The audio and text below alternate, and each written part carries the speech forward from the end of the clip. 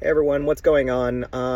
Mike Manalo here, critic for the Nerds of Color, Geeks of Color, and a few others, as well as member of the Hollywood Creative Alliance. It's rainy New Year's Eve, and we can't end the year without talking about movies. I mean, come on, that's what we live for, right? So, without further ado, there were a lot of really terrific movies that I saw this year. Not every single one of them made the list. I'd also like to preface this by saying I'm not an awards contender type person. I really don't like Oscar bait. I really hate it when critics rally over single movies and they just end up not being for me. And that's totally fine if people love these movies. Things like Marty Supreme or Hamnet, you're not going to see that on my list, even though the craftsmanship behind them are great, but there weren't things about these movies that really resonated with me and stuck with me. That's the truth, And I also just hate this dichotomy between high art and low art that the Academy, that other critics kind of tend to put on movies, because honestly, if a movie is really good, if it's meant to be a popcorn movie, but it does something different or extra, there's no reason for us to discredit that movie in service of something else that is, literally churned out just to get awards attention. So you're going to see a mix of movies that might have been prestige movies, but were actually really just movies that spoke to me, and blockbuster movies on this list as well. So that being said, here are some honorable mentions. There's about 4 movies that I really want to recognize just for being wonderful, terrific, fantastic movies or unexpected surprises. The first is K-Pop Demon Hunters. This is a phenomenon. I get why. Everybody really loved it, and it makes sense. The animation is gorgeous. The story is great. The characters, especially Rumi, have such profound and wonderful, meaningful arcs, and the music is just awesome. If this does not win for Best Original Song for Golden, even though I do think that there are better songs in the movie, I honestly think that there's no justice. There is another animated movie that really stuck with me, and I think is going to give K-Pop Demon Hunters a run for its money at the Oscars, and that's Zootopia 2. What a charming and wonderful follow-up to one of the best modern-day animated classics ever put to screen. Once again, talking about very profound things in a kids movie that we didn't expect. There's a reason that this thing made $1.4 billion. There's a reason why it's the highest-grossing animated movie in the history of Disney feature animation, and it's because it's just a stellar movie and a stellar follow-up to the first Zootopia. Also on this list, one of my favorite horror movies this year, Bring Her Back. What a terrific movie from the Philippou brothers.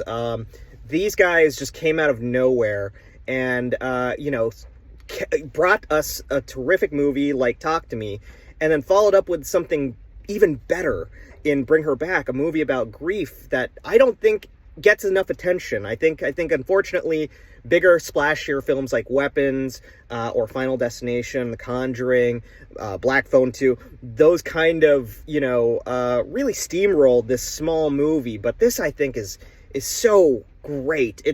Sally Hawkins' performance in this is phenomenal.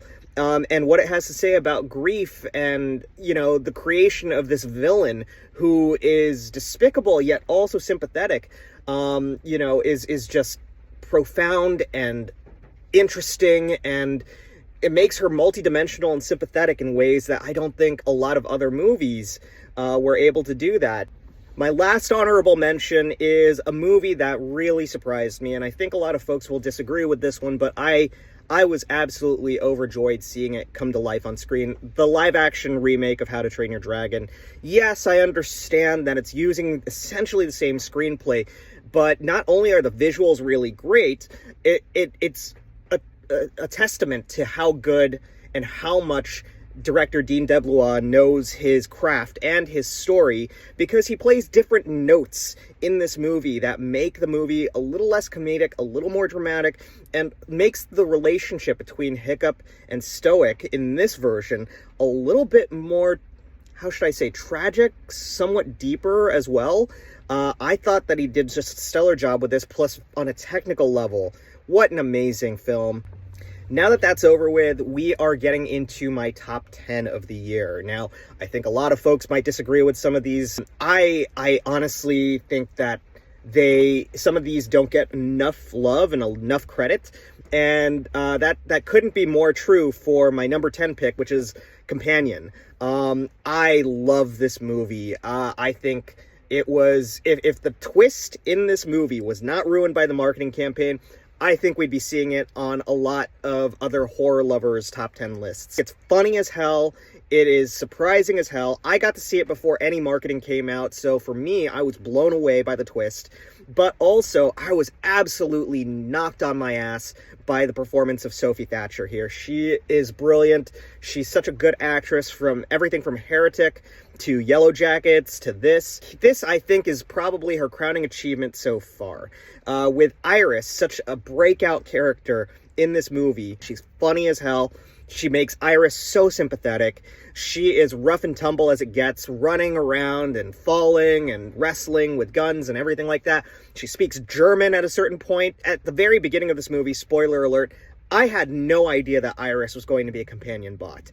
That came literally out of nowhere, because her performance sells it as an emotionally wonderful and complex character who might be in a toxic relationship. But then when you rewatch this movie and you see all the clues that are being given to you, this script, is just, it's so clever. It's so brilliant. It's a fantastic debut by director-writer Drew Hancock. What a clever screenplay. What clever misdirection. I just wish this wasn't spoiled by the marketing, because, again, this is one of the best movies that I've seen this year. Because I didn't know about the twists or anything that was going to happen. And rewatching it, I love it. I could rewatch this movie over and over again and find something new to love about it every single time. My 9th movie on this list is a return to form for a studio that I know people have been kind of dogging on for some time, which is Marvel Studios' The Fantastic Four: First Steps. Now, I don't actually think that the other 2 iterations of the Fantastic Four in live-action film, 3 if you count the Roger Corman version, I don't think any of those really worked. I don't think that they really understood the Fantastic Four. I don't think they understood what Stan Lee and Jack Kirby were trying to do. And I think that this movie stays so true to those roots from the Silver Age, which I just absolutely loved. There is so much Kirby tinge all over this movie that director Matt Shakman really brought to life. The performances were phenomenal. I think Pedro Pascal was an unexpected choice for Reed Richards, but he plays those notes beautifully. But Vanessa Kirby, the heart and soul of this movie, Sue Storm, they really just made her such a fantastic character, such a wonderful mother, which I think was missing from some of the soulless performances of other, actors portraying Sue Storm in the past. Johnny Storm, Joseph Quinn, plays this very differently from Chris Evans, for example. It's a little less comedic, but it's still Johnny Storm, cocky, hot-headed, and still funny. Julia Garner as a Silver Surfer, very different but very wonderful take. Getting to see Galactus just smash through his way through New York City, it was wonderful. Plus, also, we get to see different aspects of the Marvel Cinematic Universe that we've never seen before in this new Earth 838, I believe. It's just, it expands the universe without calling attention to the fact that it's expanding the universe and keeping things centered on this family, setting us up for some brilliant things that I think we're going to see. The next movie was another movie, my number 8 choice, that I did not expect to add to this list because I'm very hit and miss when it comes to Yorgos Lanthimos. I really did not like Poor Things. I really did not like Kinds of Kindness, but I love The Lobster. I love The Favorite. I do think that he's such a unique voice in film, and he brings that voice to Begonia. I think Begonia is one of those movies where, thanks to a wonderful screenplay by Will Tracy, we have very unlikable characters, and yet, much like he does in his work with Succession and The Menu, you start to feel some sympathy for each and every single one of them. I mean, Jesse Plemons is given probably the best performance of his career here, with a character that's just, horribly brutal, but at the same time, you kind of understand where he's coming from. And it's the same thing with, of course, the brilliant Emma Stone.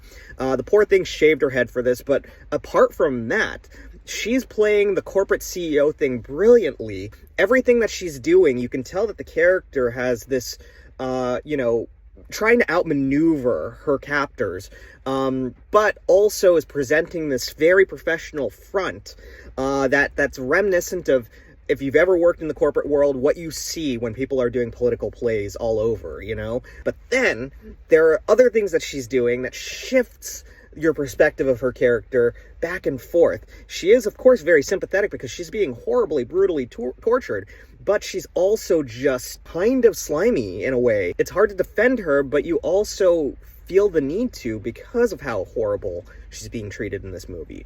But it's really well done. It's really out there. Yorgos's direction, his visuals, the score, the cinematography, it's all brilliant. My 7th pick is a movie that I actually didn't see in theaters. I wish I had. I wish I went out to support it. I ended up seeing it on a plane because I heard really good things about it. But it is Eva Victor's Sorry Baby. What a terrific movie. What a heartfelt and heartbreaking movie.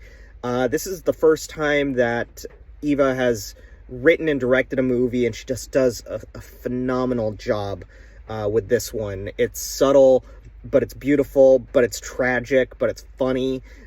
She is the lead. She plays a student who, after a very traumatic experience, kind of trying to put her life together, and it's told in a very nonlinear fashion, but it's done in such a beautiful way. Eva's wonderful. Naomi Ackie is in this as well. She's also wonderful. She goes through all of this, but she kind of gets through it with humor and with a dry, sardonic wit. I can't wait to see more from her because this was such a stellar debut. It's really a terrific movie. If you haven't seen it, it's on HBO Max. Go and watch it. My number 6 pick is currently the front runner, I think, for Best Picture, which is Paul Thomas Anderson's One Battle After Another. And here's the thing. You may not always like a P.T. Anderson movie. You might always like a P.T. Anderson movie. But the one thing that people who don't like or love his movies can agree on is he is one of the most interesting and profound voices in this industry today. No one else can do a P.T. Anderson movie, a Paul Thomas Anderson movie. And One Battle After Another is probably, I don't know, it might be my current favorite Paul Thomas Anderson movie. Man, One Battle After Another blew me away, and it's definitely his biggest movie, but he treats it like it's not like this big blockbuster movie that he got such an enormous budget on. And, the money that he did get, he uses it brilliantly. Brilliant performances from Sean Penn, Benicio del Toro, and of course, Leonardo DiCaprio, who, this is probably his most comedic and hilarious performance. Almost a Lebowski-esque performance, but man, I gotta say, the ladies steal the show here. We got a really wonderful performance from Chase Infinity, who plays Bob's daughter. She is brilliant in this movie. I think this might be the biggest movie that she's been in, or her first film, and she's stellar. Everybody's also talking about Teyana Taylor, who steals the movie in the movie's first act. It's just an out there performance. She's going for broke. She is such a character. You really love Perfidia Beverly Hills, but you also kind of hate her. And it's because of the charisma that, she puts into the performance. More importantly, though, than the performances themselves, is everything that this movie has to say. How Paul Thomas Anderson is using this movie to really speak to the current issues that we're facing today when it comes to immigration issues, ICE invading cities and detaining and deporting people who are essentially innocent, much more so than the corrupt leaders behind it, but also how those corrupt leaders can invade cities and plant people to make it seem like riots are happening and violent riots are happening when actually peaceful protests are really what's happening. I mean, that's a movie that we need right now, and that's a movie that's a theme that One Battle After Another really speaks to. Number 5 for me is a personal favorite, and that's James Gunn's Superman. I have honestly been waiting for a movie version of Superman to adapt a post-crisis on Infinite Earths version of the character. Now, we have the Golden and Silver Age era version of Superman adapted in Richard Donner's seminal classic with Christopher Reeve, but Superman has evolved a lot since then. Since 1986, the depiction of the character is Clark is the persona and Superman is the secret identity. You know, it's the antithesis of basically what Bill was saying in Kill Bill. I think Gunn recognized that so beautifully in this movie. That Superman, despite being an alien, is the most human character in all of DC Comics, and maybe in all of comics in general. Unlike Batman, you know, he was raised by good parents. He was raised to believe the good in others, and he retains that sense of hope and that optimism in people that, you know, can constantly challenge him. I also think that this is the perfect interpretation of Lex Luthor on film, the best interpretation that we've had ever, with Nicholas Holt's version of the character being this smarmy but brilliant megalomaniac that really knows how to play up his image in society. And I think that that's actually so relevant today, because we've got billionaires that are running the governments and running things that are playing up this image and really fooling everyone into thinking that they have the best interests in humanity when they actually don't. You know, they're petty, jealous, and narcissistic.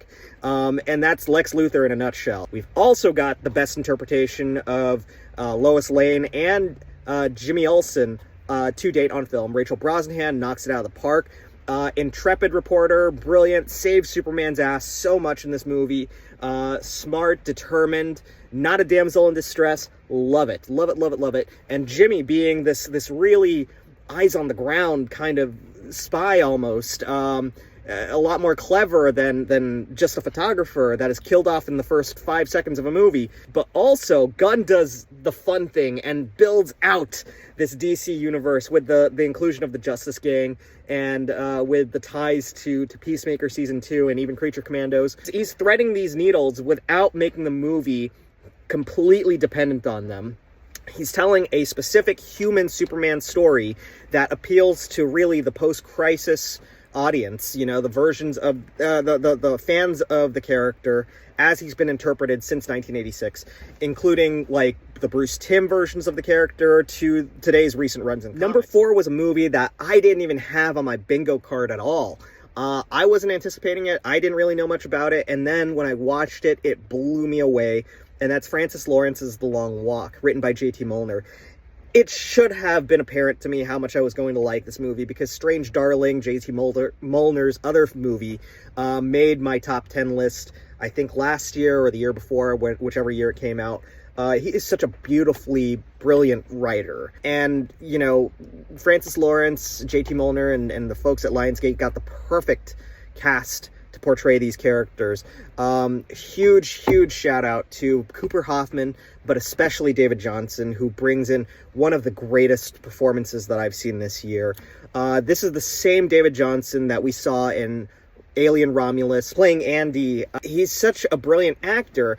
Here in The Long Walk, he's doing something completely different, but it's such an emotional, powerful performance that's really reminiscent of Morgan Freeman's in Shawshank Redemption. I loved his friendship with Ray, with Cooper Hoffman, and, you know, Francis Lawrence playing this, not like Hunger Games, but a lot more like, again, Shawshank Redemption or Stand By Me. Really emphasizing the friendship and the relationships and the dialogue. This is a hard movie to make. This is a movie where boys just walk for 2 hours, and you know, everything has to be driven by dialogue. So J.T. Molnar's crafted a brilliant screenplay to sustain our interest because of how profound and beautiful the relationships are built between these characters. And Francis Lawrence executes it on screen so perfectly with a brilliant pace. It's just a really well-crafted movie that came out of nowhere and surprised me. And if you haven't seen it, I really recommend it. Number 3, I can't go a single year that Del Toro has made a movie and not put it in my top 10. And Frankenstein is absolutely worthy of the number 3 slot on my list. He's my favorite filmmaker, and no one else out there has the same kind of imagination, but also the same kind of heart that he has. I know Jacob Elordi's in the conversation for Best Supporting Actor, and he deserves it. I wish Oscar Isaac were in the conversation for Best Actor, because he crushes it. He has so much gusto and so much riz in this movie. He's so excellent and completely underrated actor. And it's guided by the brilliant direction of course, Del Toro, who masterfully crafted this entire film with brilliant production design, gorgeous cinematography, brilliant hair and makeup, but also a beating and soulful screenplay. He gets us to love and sympathize and see things from the creature's perspective, and it's so well done. Number 2 is going to be a movie that I'm sure people are going to poo-poo because they're going to say, oh, you know, he's a nerd, he's just biased, he loves Marvel too much, all of that. I honestly think this is one of the best movies of the year, definitely the best superhero movie of the year, but frankly, it goes so much deeper than that, and that's Thunderbolts. Man, this movie did not get the love that it deserved. What Jake Schreier is doing, taking the superhero genre, using it to dive into complex issues like mental health, bipolar disorder, depression, all of that with these flawed characters that come together to help each other get through the most difficult of times, the darkest of times, the most challenging of times, the traumas that they've all individually experienced. It is brilliant. I've never seen a superhero movie where three different characters are contemplating suicide because the hardships of everything that they've experienced in their lives has led them to this. It's a movie that I actually, very frankly, heavily identified with. It made me cry. It keeps making me cry on multiple watches. Florence Pugh is brilliant. Lewis Pullman is brilliant. You know, it's a movie that makes you laugh, makes you cry, makes you feel, keeps you in suspense because the action's great. Man, I don't know why this movie is just, it didn't do better at the box office. I'm not sure why it didn't resonate so much with people. Because to me, it's arguably one of the best Marvel Cinematic films ever put to screen.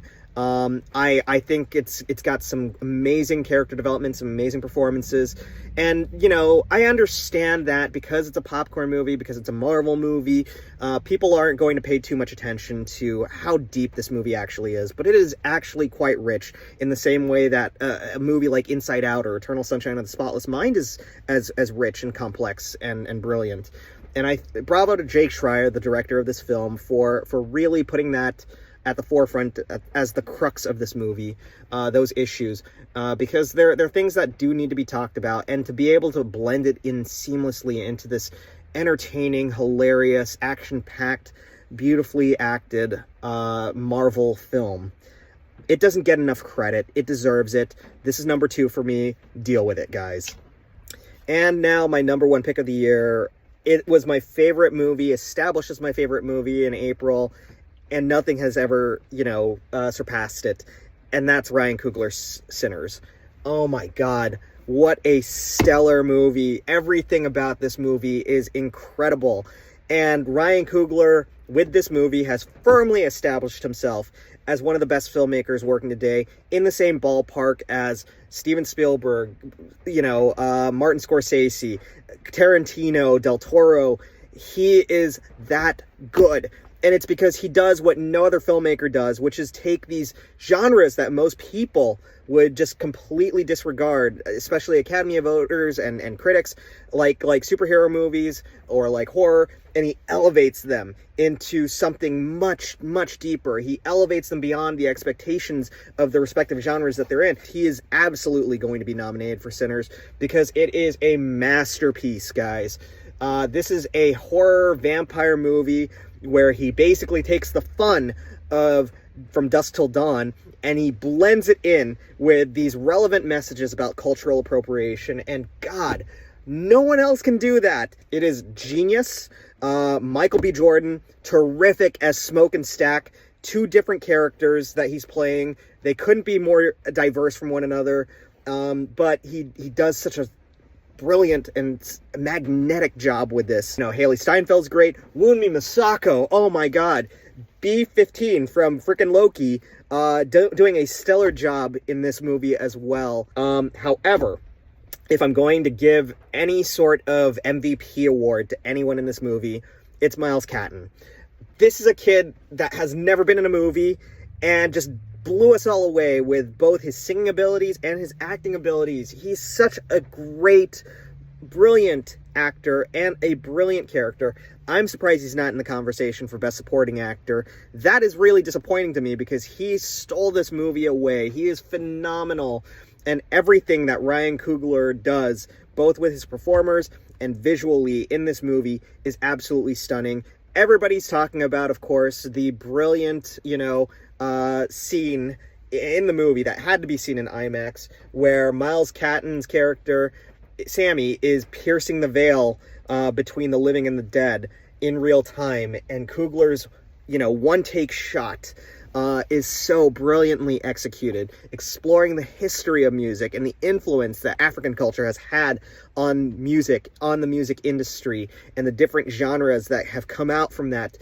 Oh my God, so gorgeously done. But then he throws the vampires at you, and it becomes a fight for survival, and it's fun, and it's chaotic, and it's crazy. God damn, he's just one of the best filmmakers out there today. Cougs, we love you. I hope you win Best Picture. You deserve it.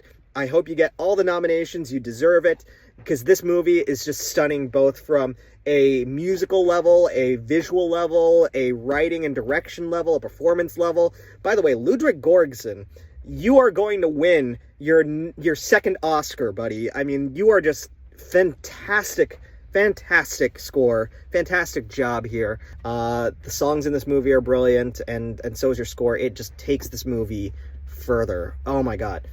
Thank you guys so much for staying with me. I know that this was a long video.